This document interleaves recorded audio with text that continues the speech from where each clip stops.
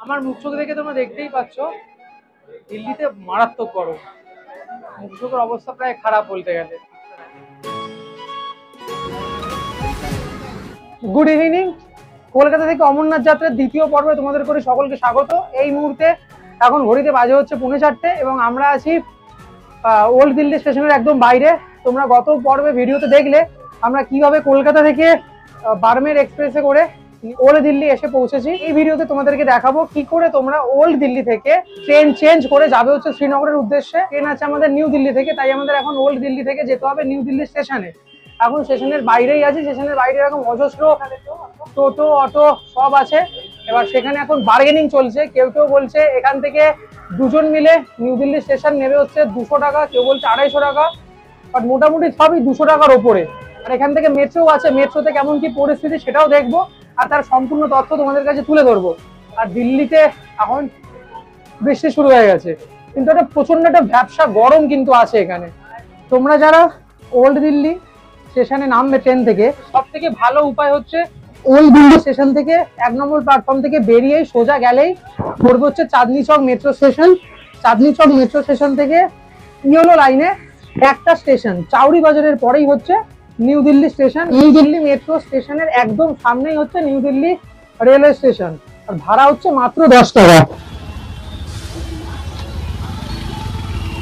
এই কিছুক্ষণ আগে এখানে বেশ মুষলধারে বৃষ্টি হচ্ছিল, আবার রোদ্দুর উঠে গেছে। আর যতই বৃষ্টি হোক, এটা কিন্তু ব্যবসা কেমন প্যাচপ্যাচানি গরম আছে। আমার মুখ চোখের অবস্থা দেখে তোমরা বুঝতে পারছো, বৃষ্টিতে আর ভিজে পুরো ঘেমে স্নান হয়ে গেছে আমি। আমার জামাটাও কমপ্লিটলি ভিজে গেছে ঘামে আর বৃষ্টির জলে।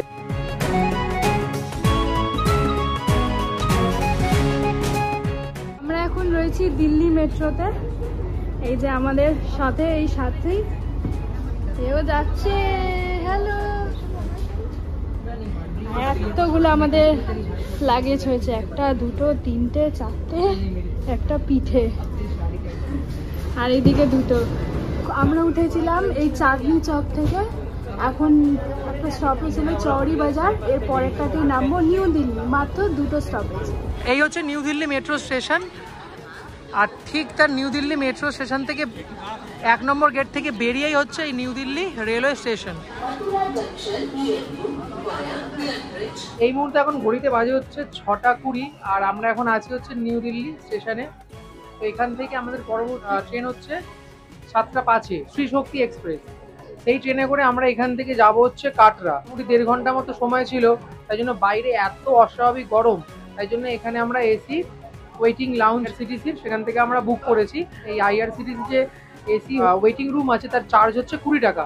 তবে আরেকটা কথা, এই এসি এই যে ওয়েটিং রুম সেটা বুক করতে কিন্তু কনফার্মেশন টিকিট কিন্তু চাই, নাহলে কিন্তু এমনি সাধারণভাবে নর্মাল কোনো যাত্রী বুক করতে এটা পারবে না। আর এই ওয়েটিং রুমের যে টয়লেট আর ওয়াশরুম আছে খুবই পরিষ্কার পরিচ্ছন্ন।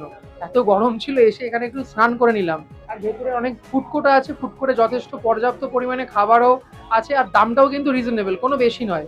এখানে ওই ব্যাগ রাখার জন্য কিন্তু আলাদা করে র্যাকও করা আছে। ট্রেন দিয়েছে হচ্ছে প্ল্যাটফর্ম নাম্বার 7। এই মুহূর্তে ঘড়িতে এখন বাজে হচ্ছে 6:55 এবং আমরা আছি 22461 নিউ দিল্লি টু শ্রী মাতা বৈষ্ণব দেবী কাটরা এসি সুপারফাস্ট শ্রী শক্তি এক্সপ্রেসে। এই ট্রেন তার জার্নি সন্ধ্যে 7:05 নিউ দিল্লি স্টেশন থেকে শুরু করে 10 ঘন্টা 35 মিনিটে প্রায় 655 কিলোমিটার দূরত্ব অতিক্রম করে কাল ভোর 5:40 গিয়ে পৌঁছাবে হচ্ছে শ্রী মাতা বৈষ্ণব দেবী কাটরা। এই ট্রেন তার যাত্রাপথের প্রথম স্টপেজ আম্বালা, দেন তারপর লুধিয়ানা, তারপর জলন্ধর, তারপর পাঠানকোট, দেন জম্মু তাওয়াই এবং উধমপুর হয়ে কাটরা পৌঁছবে। এখন বাজে হচ্ছে 7টা, বাট বাইরে খুব সুন্দর আলো। এখানে একটু লেট করে সন্ধে হয় সেই কারণে, আর বেশ ভালো গরম আছে এখন অবধি। যেহেতু এসি কম্পার্টমেন্টে উঠেছি তাই জন্য অতটা গরমটা ফিল হচ্ছে না। ঘড়িতে এখন বাজে হচ্ছে 7:15। 7:05 টাইম ছিল, 4 মিনিট লেটে ছেড়েছে, বাট আবার একটুখানি এসে দাঁড়িয়ে পড়েছে। ফাইনালি আর কি ট্রেন স্টেশন ছেড়ে বেরিয়ে এসে দাঁড়িয়ে পড়েছে। এই ট্রেনের বাথরুমটা বেশ পরিষ্কার পরিচ্ছন্ন। এখানে বেসিন, বেসিনে জল করছে ভালোই, আর ওয়েস্টার্ন টয়লেট আর হ্যান্ড শাওয়ারও আছে এখানে, পরিষ্কার পরিচ্ছন্ন। ট্রেনে উঠে গরম গরম চা নিয়ে নিয়েছি আমরা।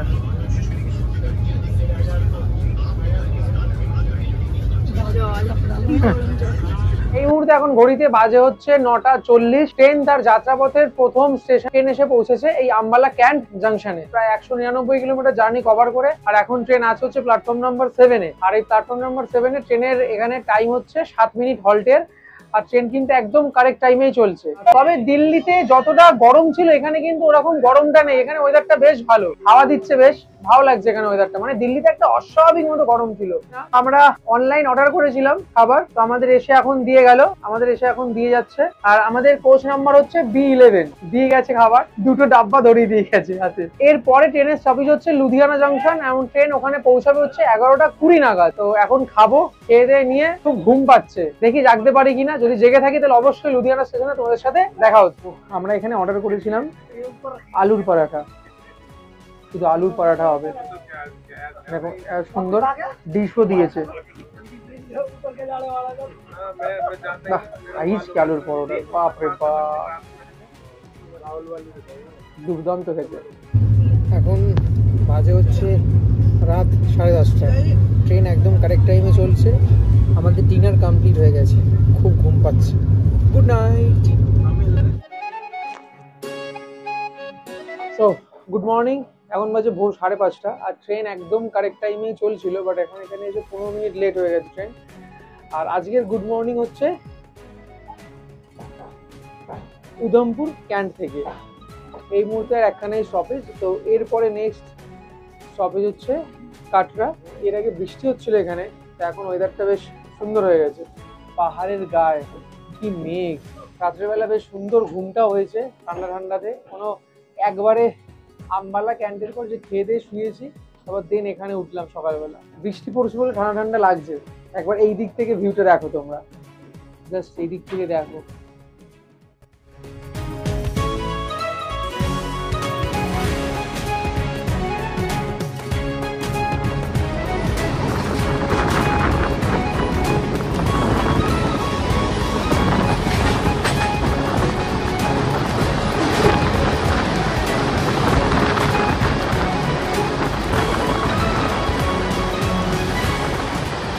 ফাইনালি চলে এসছি আমরা শ্রী মাতা বৈষ্ণব দেবী কাটরা। ওয়েলকাম টু শ্রী মাতা বৈষ্ণব দেবী কাটরা। জয় মাতা দি। তো ঘড়িতে বাজে হচ্ছে 6:40। ট্রেন লেট ছিল 25 মিনিট মতো। ওই সামনেই দাঁড়িয়ে আছে হচ্ছে বন্দে ভারত। আমাদের নেক্সট জার্নি হচ্ছে এই বন্দে ভারতে করেই। আর ডেস্টিনেশন হচ্ছে শ্রীনগর।